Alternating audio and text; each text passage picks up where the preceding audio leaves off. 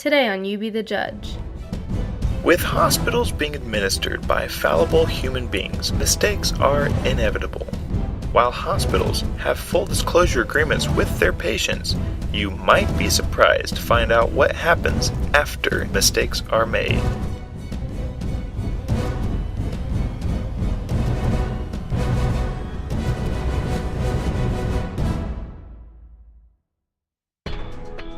The Center for Disease Control says tens of millions of people receive hospital services each year. Over the decades, the hospital industry has evolved and made necessary changes to protect patients. Nevertheless, hospitals are run by humans, and the unfortunate truth is that they make mistakes that put patients' lives at risk. Researchers have long investigated medication errors.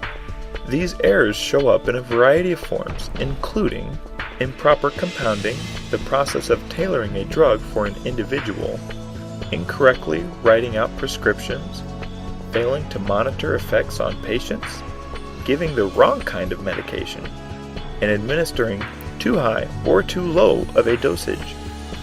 A study led by Dr. Daniel Neuspiel showed that hospital employees are more likely to report mistakes under the protection of blame-free anonymity. By giving these employees a safe environment to report mistakes, hospitals are then able to assess the reports and make appropriate changes. Before, they had very little information to work with.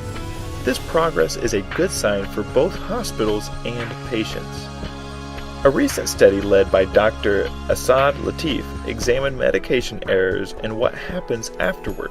Dr. Latif shared that, for the most part, our findings were in keeping with what the existing literature tells us about the where and how of medication errors in a hospital. The most surprising finding was what we do about them. Latif said about 98% of mistakes did not result in harming patients.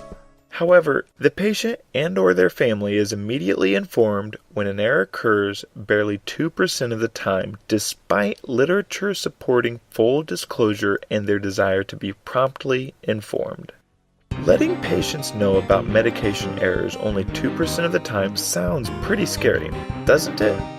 We should not assume that all medication errors threaten anyone's well-being, or that the information would always be of importance to the patient.